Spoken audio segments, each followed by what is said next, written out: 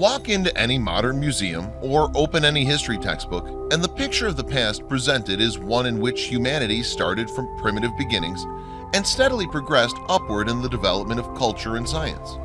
Most of the artifacts preserved in archaeological and geological records have been neatly arranged to fit this accepted linear view of our past. Yet many other tantalizing bits and pieces unearthed offer a very different story of what really happened. Called out-of-place artifacts, they don't fit the established pattern of prehistory, pointing back instead to the existence of advanced civilizations before any of the known ancient cultures came into being. Though such discoveries with their inherent sophistication are well documented, most historians would like to sweep these anomalies under the proverbial rug. But the rug of true history is getting very lumpy and hard to step across without tripping over such obvious contradictions to the conservative picture of antiquity. What's more, the mysterious artifacts confirm ancient legends and stories which describe human history not as linear but cyclic. Forgotten ages and former worlds rose and fell in great cycles of life and death over millions of years. Lost to our memory except in myths, and now through a few amazing pieces left to us.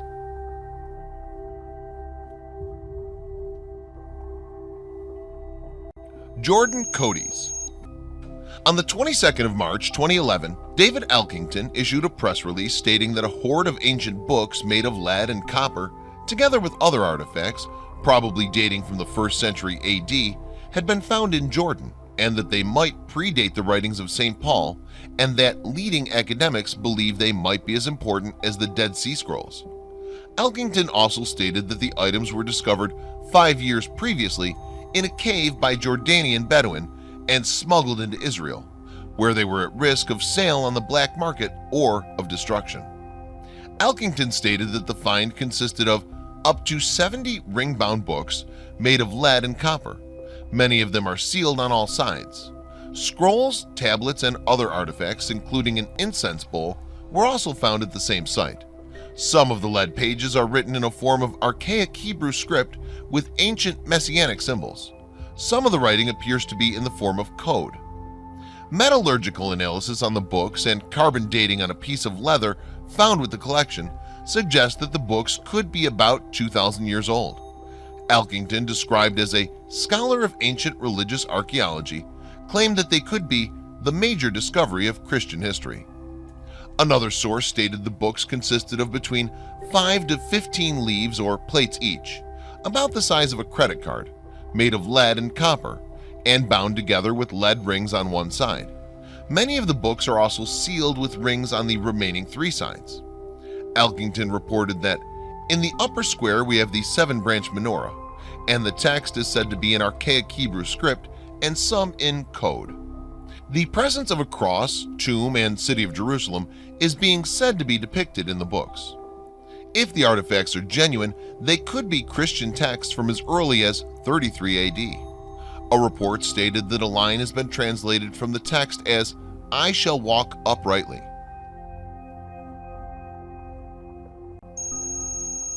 Ashkola Pillar. A testimony to ancient metallurgical skills in Delhi, India is called the Ashkola Pillar. Standing over 23 feet, it averages 16 inches in diameter and weighs about 6 tons. The solid wrought iron shaft is made up of expertly welded discs. An inscription on the base is an epitaph to King Chandragupta II, who died in AD 413.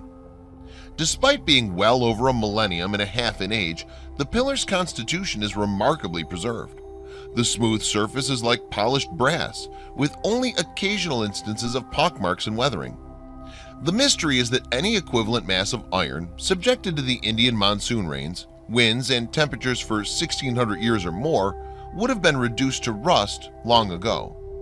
Production of the iron and the techniques of preservation are far beyond 5th century abilities. It's probably far older, maybe several thousand years. Who were the mysterious metallurgists who made this wonder, and what happened to their civilization?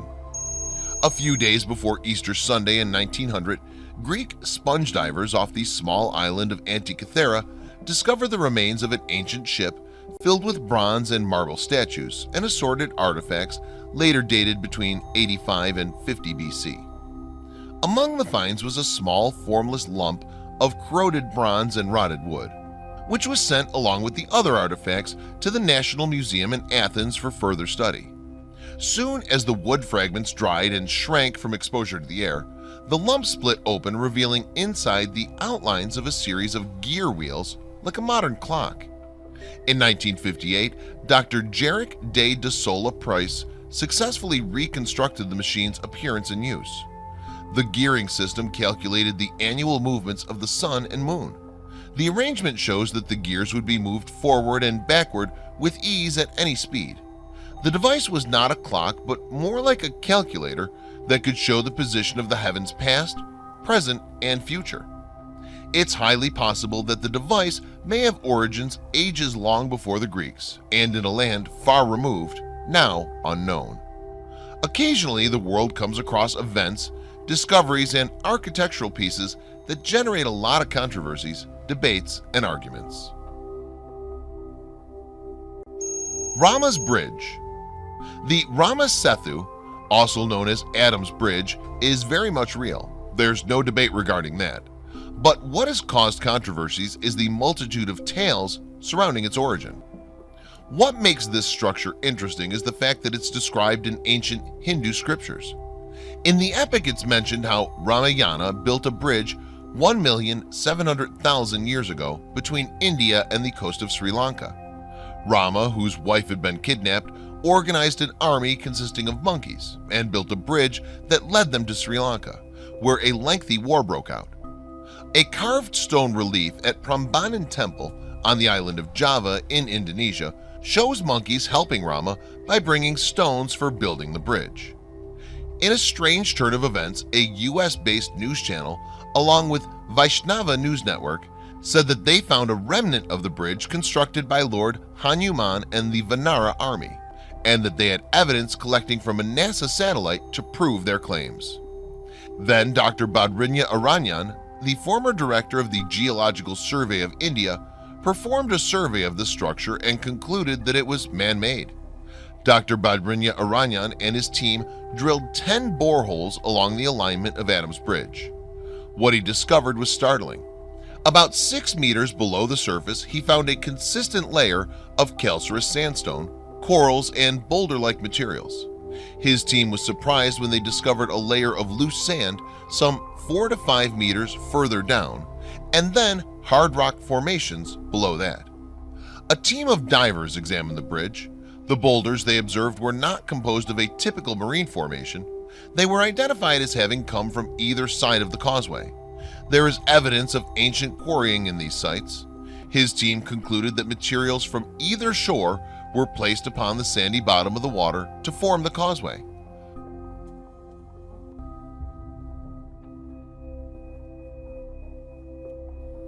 Saqqara bird. In 1898, a curious winged object was discovered in the tomb of Pa Din Imen in north of Saqqara, Egypt, dated to about 200 BC. Because the birth of modern aviation was still several years away, when the strange artifact was sent to the Cairo Museum, it was cataloged and then shelved among other miscellaneous items to gather dust. 70 years later, Dr. Khalil Masiha, an Egyptologist and archaeologist, was examining a museum display labeled bird figurines. While most of the displays were indeed bird sculptures, the Saqqara artifact was certainly not. It possessed characteristics never found on birds, yet which are part of modern aircraft design. Dr. Masiha, a former model plane enthusiast, immediately recognized the aircraft features and persuaded the Egyptian Ministry of Culture to investigate. Made of very light sycamore, the craft weighs half an ounce, with straight and aerodynamically shaped wings spanning about 7 inches. A separate slotted piece fits into the tail precisely like the back tail wing on a modern plane. A full-scale version could have flown carrying heavy loads, but at low speeds between 45 and 65 miles per hour. What is not known, however, is what the power source was. The model makes a perfect glider as it is. Even though over 2,000 years old, it will soar a considerable distance with only a slight jerk of the hand. Fully restored balsa replicas travel even farther. Messiah notes that the ancient Egyptians often built scale models of everything familiar in their daily lives and placed them in their tombs, temples, ships, chariots, servants, animals, and so forth. Now that we've found a model plane, Messiah wonders if perhaps somewhere under the desert sands there may be unearthed the remains of life-size gliders.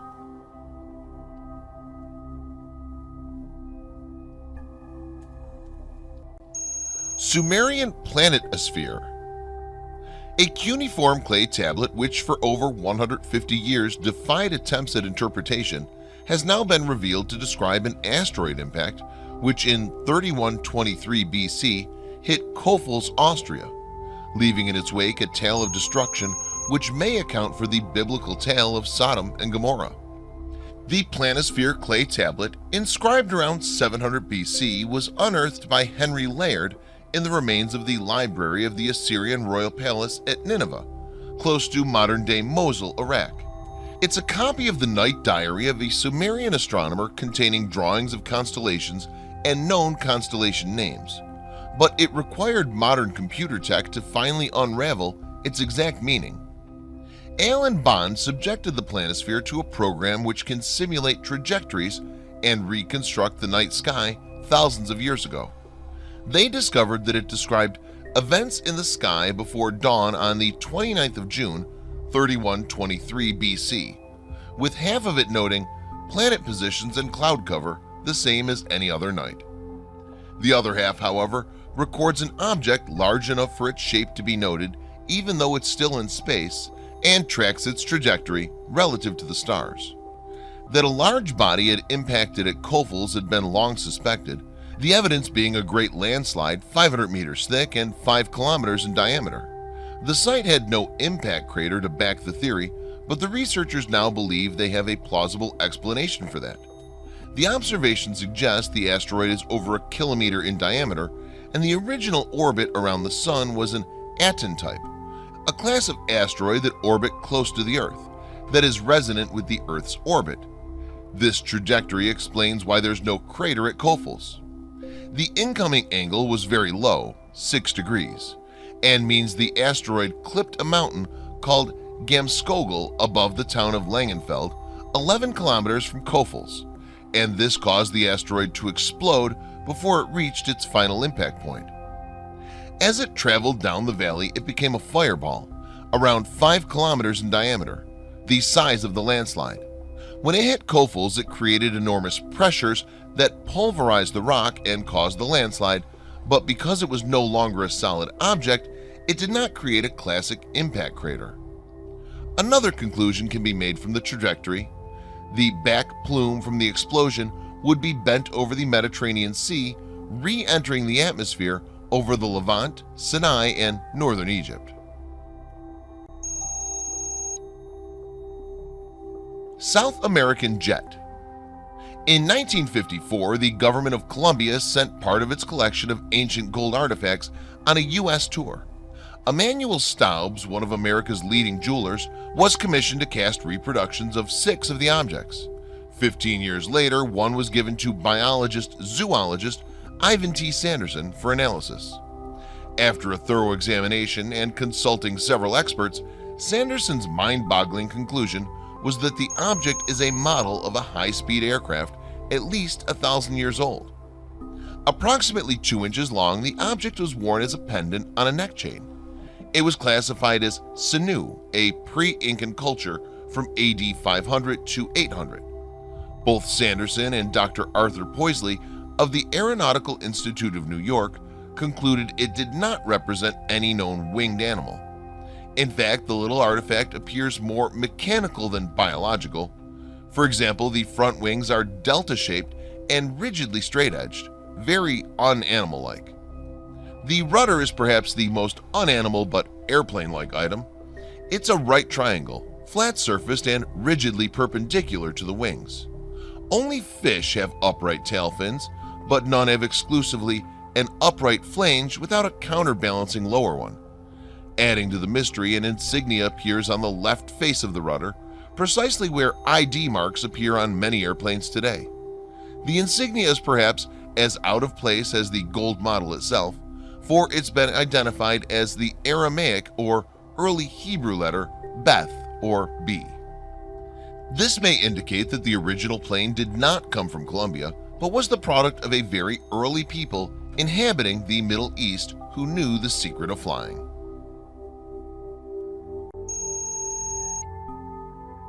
Dendera Zodiac.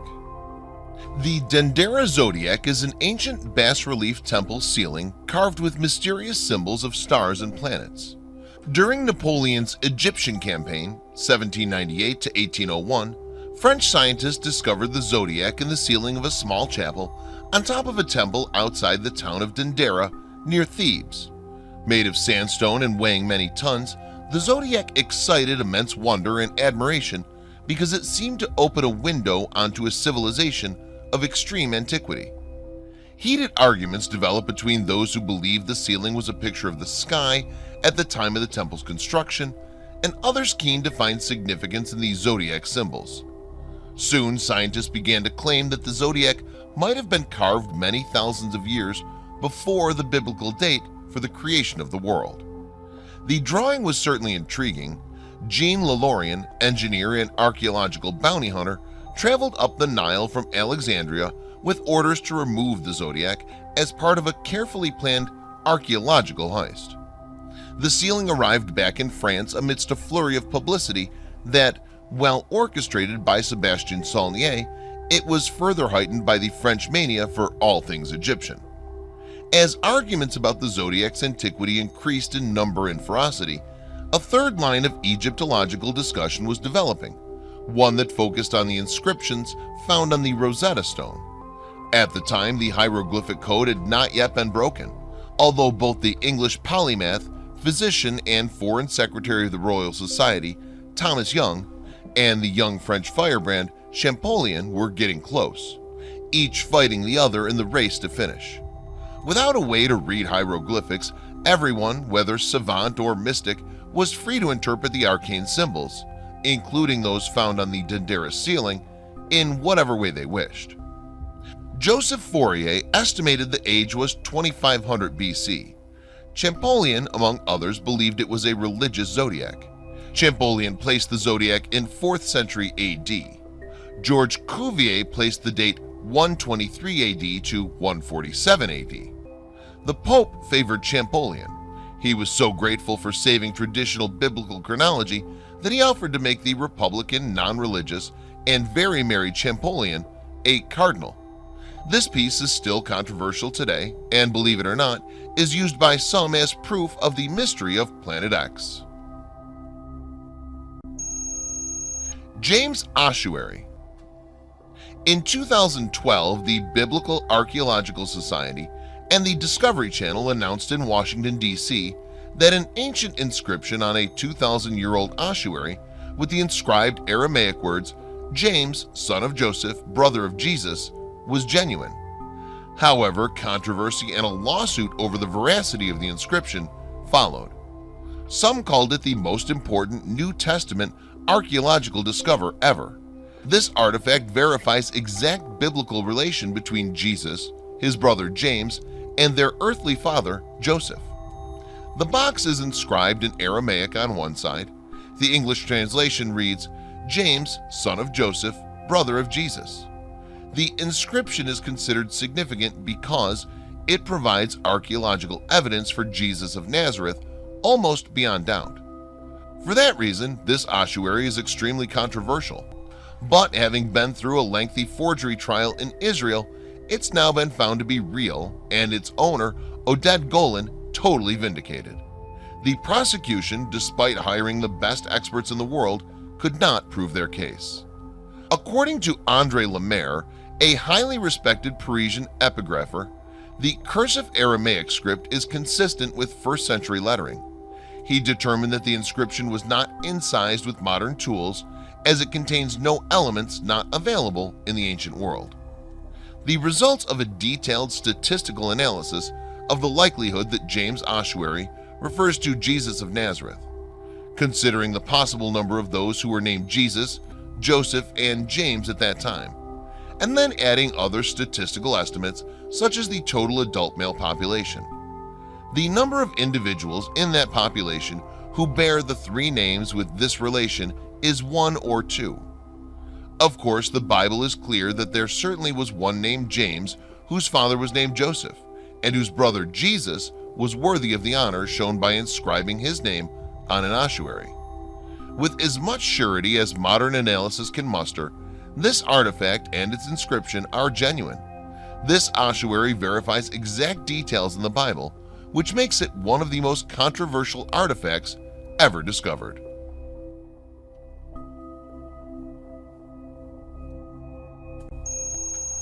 Trilobed Disc of Sabu. On the first floor of the Cairo Museum, there's a strange item, a round plate with 3 inflection discovered in the tomb of Sabu, Pharaoh Anadjib's son. This mysterious item classified as an out-of-place artifact. In this case, the plate is dated for the years 3000 to 3100 BC, but researchers just cannot seem to reconcile this with its sophisticated design. It's made from metasiltstone, a material used in ancient Egypt for carving delicate objects without breaking them. Many objects made of this material were found by archaeologists, but the round plate of Sabu is the strangest of all. It's incredibly thin, even related to the fine material. Designed with hollow hole in the center of the plate, it resembles a 3-blade propeller and suggests that it placed on an axis. Plate itself is not perfectly symmetrical, but 3 very similar bindings tilted at an angle of 120 degrees, accurate from the disc. What's the purpose of this object? The only thing most researchers agree on is that it was not used as a wheel because the wheel appeared relatively late in Egypt compared to the item's age. Another scenario is the placard was proposed as a kind of hydraulic propeller. If so, Egyptians were able to develop a technology that made electric motors available for them.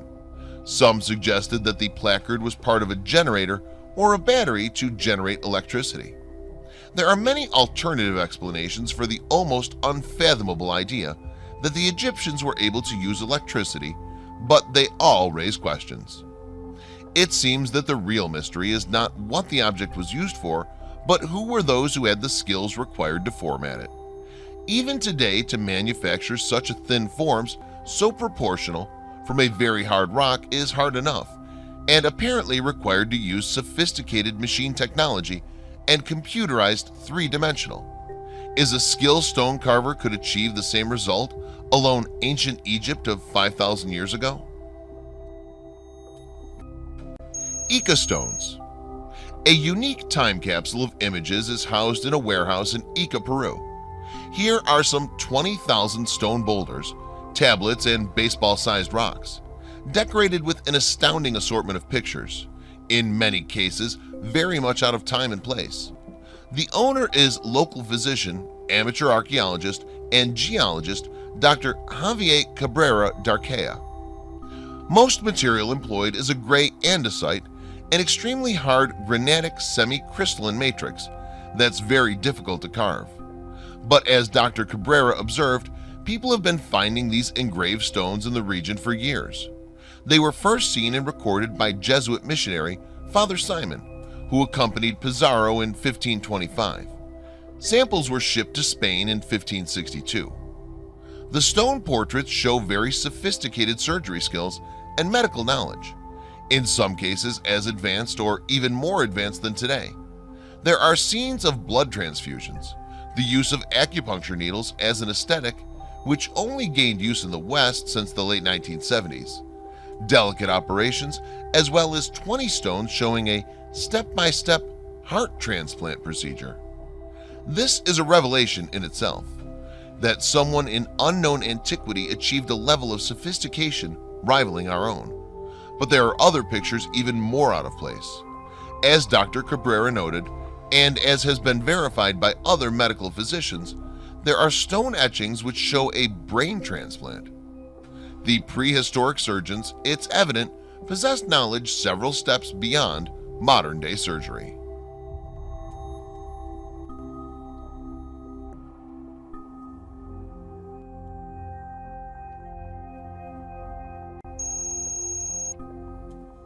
Baghdad Battery. A 2,200-year-old clay jar found near Baghdad, Iraq, has been described as the oldest known electric battery in existence.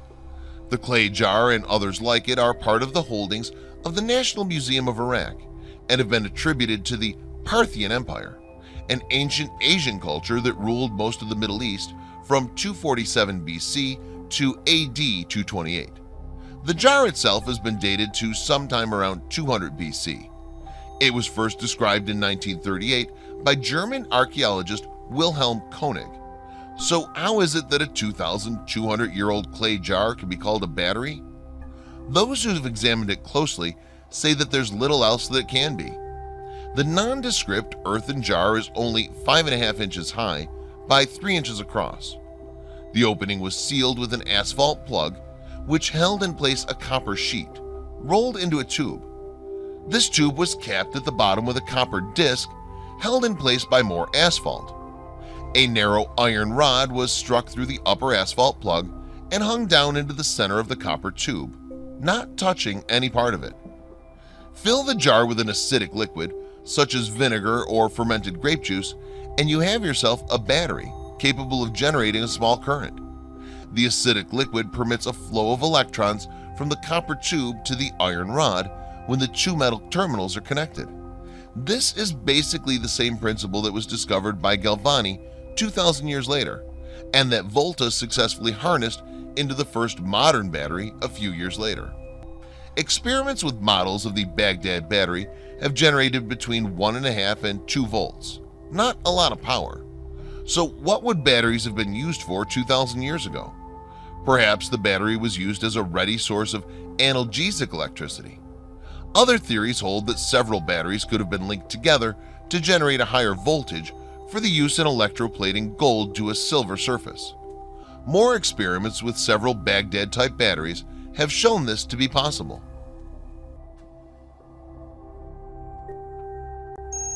South African spheres. For the past 3 decades, miners at Wonderstone Silver Mine near Ottosdal in the western Transvaal, South Africa, have been extracting out of deep rock several strange metallic spheroids. So far, at least 200 have been found. In 1979, several were closely examined by J.R. McIver, professor of geology at the University of Witwatersrand in Johannesburg, and geologist Professor Andres Bischoff of Potchefstroom University. The metallic spheroids look like flattened globes, averaging 1 to 4 inches in diameter, and their exteriors are usually colored steel blue with a reddish reflection, and embedded in the metal are tiny flecks of white fibers.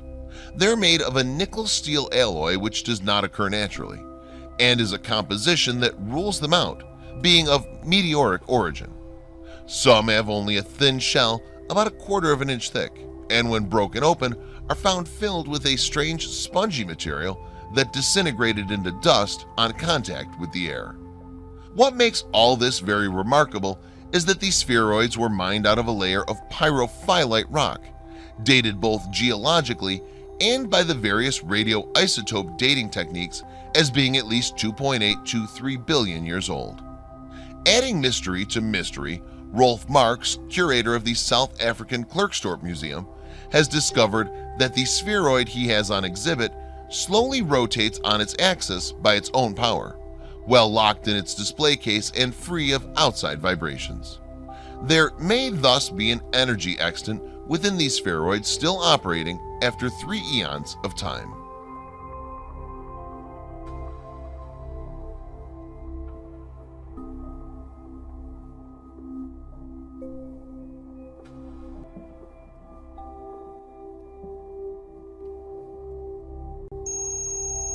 Ubaid lizardmen. The name Ubaid is derived from an archaeological site where a large amount of material for the period was excavated, Tel al-Ubaid. Among the artifacts unearthed were what has come to be known as the Ubaid lizardmen. These are humanoid figures with reptilian characteristics. The actual definitive genesis of the Ubaid civilization is a mystery. They're known to have lived in villages scattered about the region. They were acquainted with basic architecture. They paved their streets and built admirable structures, considering the time in which they existed. They were also accomplished in the agricultural sciences. They were perhaps the first to use a relatively advanced irrigation system. Some of the larger buildings and temples they created became focal points of the later Sumerian civilization. The Al Ubaid site was first excavated in 1919 by Harry Reginald Hall, whose team discovered both male and female lizardmen figurines in varying postures. Nearly all the figurines appear to be wearing helmets and shoulder padding. Some of the figures are holding scepters. Female figures are depicted holding infants that appear to be suckling milk. Suckling is a mammalian trait. Reptiles do not suckle or produce milk. Both the parent and child figurines are reptilian, lizard-like. Ancient alien theorists have speculated that perhaps these lizardmen figurines depict an ancient race of star people who came to Earth in the Ubaidian era. Naysayers point out that the Ubaid civilization practiced skull modification, whereby the skull was manipulated from infancy to deform to an oblong shape. This would explain the head shapes. The almond-shaped oval eyes are a common primitive stylistic rendering of Asiatic features, and less pronounced examples have earlier been found around the region. But why the two features were merged together on one genre of sculpture is a mystery in and of itself. The Ubaid themselves were not Asiatic. Had they been, there would have been a more realistic depiction of the eyes, which is evidenced by ancient Oriental art. Artifacts of lizard-like creatures have been found in the Middle East and many other ancient civilizations spanning the globe. Carved stone balls of Scotland. The carved stone balls are mysterious objects, and they've been the subject of much speculation by scientists over the years. Over 400 of these unique objects have been found, nearly all of them in Scotland, with the majority found in Aberdeenshire. However, some samples were also discovered in Britain and Ireland. The stone balls date from around 3500 to 1500 BC, a period spanning between the later Neolithic area and the Bronze Age. Almost all come from Scotland. A few have been found in northern England and Ireland. All the stones are made of various materials ranging from sandstone to granite, and they're all decorated with knobs around the surface. The number of knobs range from between 3 to 160, but the most common ones are those with 6 projecting knobs. Some carved balls have additional decoration, such as the spaces between the knobs, which are decorated with hatchings, incised lines, spirals, and concentric circles. Most of the stones are of a comparable size with a diameter of 3 inches, although some larger ones were found ranging from 3.5 to 4.5 inches. Over 400 examples of these balls are known. The symmetrical patterns engraved all over the surface on some of the objects suggest that the Neolithic people were experimenting with solid geometry, a type of geometrical form known as Platonic solid. The ancient Greek philosopher and mathematician Plato was the first to mention these solids as the core patterns of physical creation. Intriguingly, the Scottish stones are dated a millennium before Plato's time, which is what makes them so fascinating for mathematicians. They believe that there's a possibility that these stones are the earliest examples of experiments in solid geometry anywhere in the world. Possible relationship to the Platonic solids of the Greek mathematicians. Historians have puzzled over the use and meaning of these stones, and while many theories have been offered, none have been firmly accepted. Theories range from spiritual meanings, tools, tribal council meeting, speaker stones, a form of currency, weapons, etc. As of today, these stones remain a complete mystery. We hope this documentary entertained you. If it did, please leave a like and don't forget to hit the bell to get notified of future documentaries.